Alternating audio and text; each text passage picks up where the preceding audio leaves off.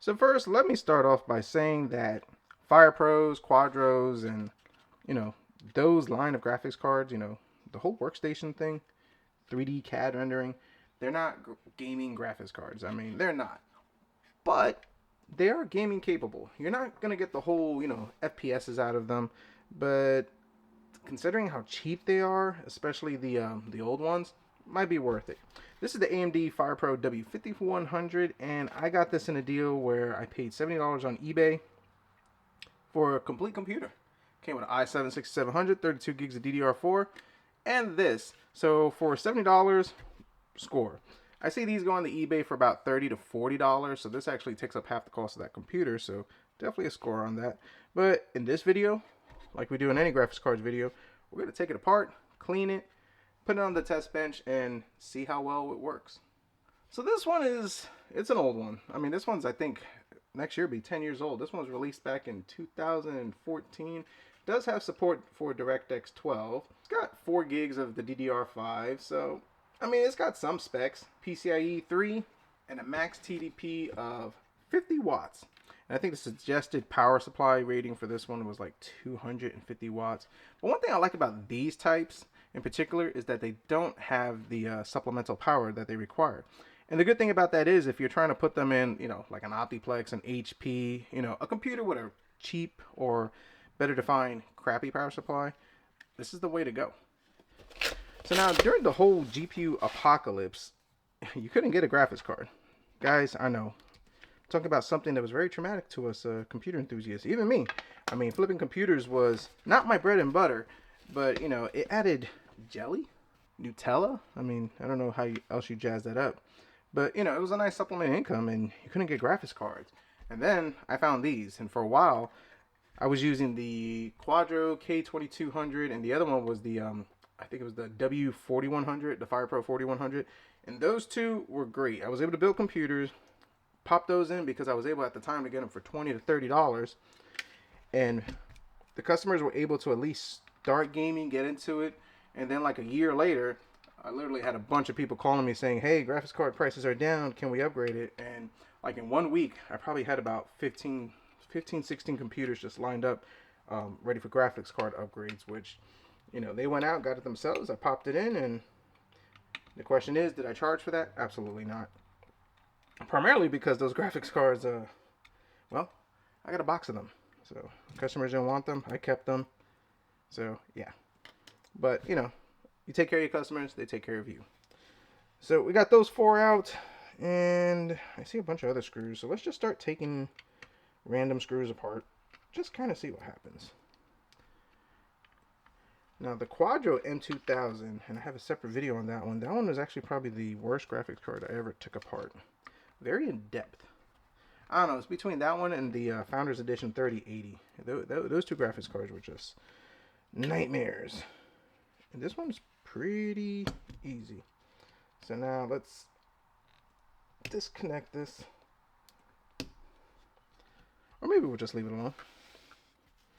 Sometimes it's better to leave these things alone. So we're just going to do that. Our thermal paste, dry as a bone. As you can see, just kind of dusty on there. Alcohol wipes, courtesy of a viewer.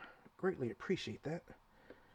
And makes it taking this junk off a lot easier. Now this graphics card, I can obviously tell it wasn't heavily used because there's not a ton of dust on it. I think the thermal paste is more dried up just from the many years that it's been sitting on here.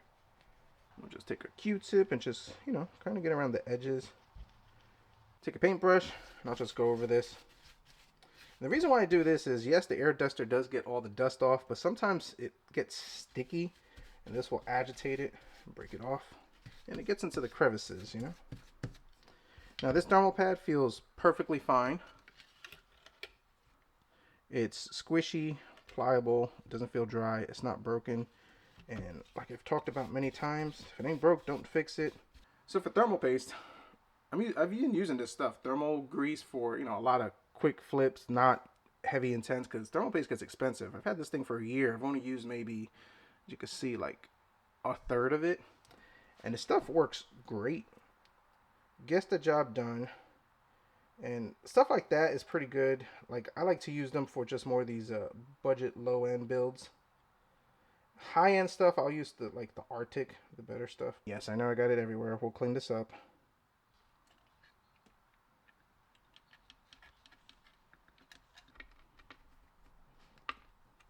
So our card's put back together. Fresh thermal paste, nice and clean. So let's pop her in the rig.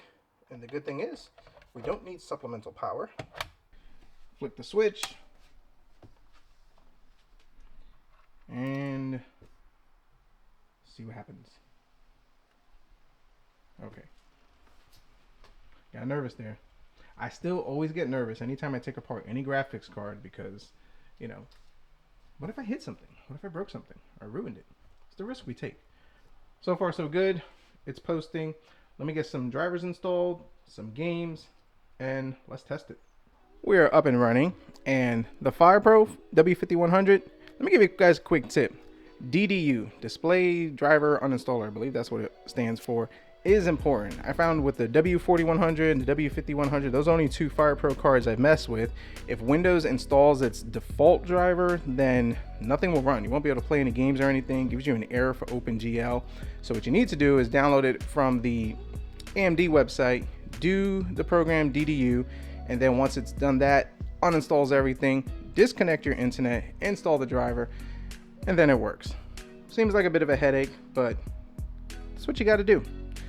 So we're running Heaven Benchmark, and the reason why I run this first is because this is a good stress. This is going to let me know if, number one, did I do good with thermal paste, because the temperatures will spike like crazy.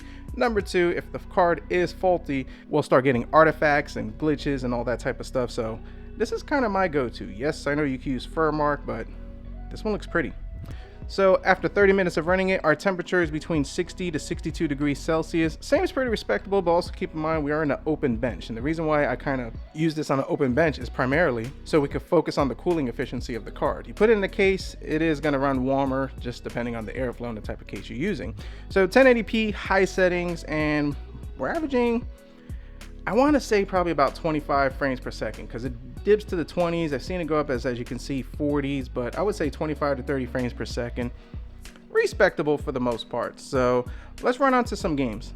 Shadow of the Tomb Raider, 1080p, low settings. Now there is a lowest settings that you can use, but we're going to try low and see if we could, manage the 1080p 30 frames per second. So we're looking at 28, and I imagine when we get into the more intense scenes, we're probably going to see it about 25, maybe 20. So let's kind of wait for those scenes to pop up. So in a scene like this, we got a lot more going on. People walking around, doing their thing. She's trying to sell some grass. That better be legal. And you got that guy chopping up an animal over there. But we're averaging 30 frames per second. And I haven't seen it dip below that besides that first scene. So let's see what the average is once this is concluded. So to conclude, you can see right over here, averaging 30 frames per second. Now the interesting thing about this is that the stutters were not bad at all considering. Now the minimum that it shows is 25, the max was 46, so 30, but considering the lows weren't too terrible, it wasn't bad with the stutters. Not bad for this little guy. I figure I step it up a notch, and we're playing The Last of Us. Now we're running 720p, very low settings, and I gotta say, I'm impressed for the simple fact that considering how old this graphics card is, we're able to play a game like this. Now it's not the greatest, and we're gonna get some stutters. We average 30 frames per second with the drops to 25 frames per second, but considering, this is not a gaming graphics card, how old as it is, I could play this game, get my feet wet, and then eventually, save up to something nicer. So impressive, a little bit impressive. And on to the Fortnite. So I use this game all the time because in my area, and I don't know if it's like this in anybody else's area who tries to sell computers, one of the questions I get asked all the time is, can it play Fortnite and how many frames per second can I get? And if you can't get at least 60 frames per second, they get upset about that. And I get it, this competitive game, you want all the smoothness, FPSs that you can get so you could win. I don't know, I don't play this game a lot.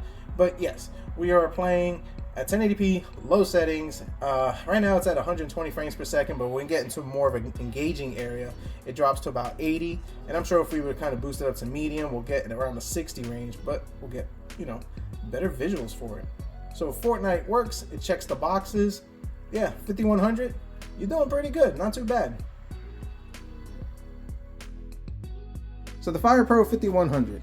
Keep this in mind, folks. It is not a gaming graphics card, but it is a graphics card capable of gaming, and it's one of those that it's enough to get your feet wet. If you're in a bind, you need, you got a tight budget, or you're just trying to upgrade one of those Dell, HP, Lenovo's, this is one to check the box. So this is a graphics card that I definitely will scoop them up if I see them like cheap, like maybe for $5–10. You can kind of find those in the surplus, as you can pop these in a potato computer. I'll probably keep one around just for testing, emergency, maybe put it on the window, in case of emergency, break glass. No? Okay. But anyways, that's kind of the purpose I'll use for it. And I got a couple of OEMs over here that people are just looking for cheap budget, starter PCs, play a little bit of gaming. They would be perfect for these two without having to swap out the power supply or do any crazy mods. So hope you enjoyed this video. Thanks for watching. Comment down below. Let me know your thoughts, concerns, criticisms, any other cards you think that we should look at, keep an eye out for that are within that budget. There are other, workstation graphics cards that are pricier that game a lot better, but here on this channel, we like to keep it under a few dollars, if you know what I mean. So definitely hit the like button, subscribe if you're not, and as always, we'll see what we come up with next.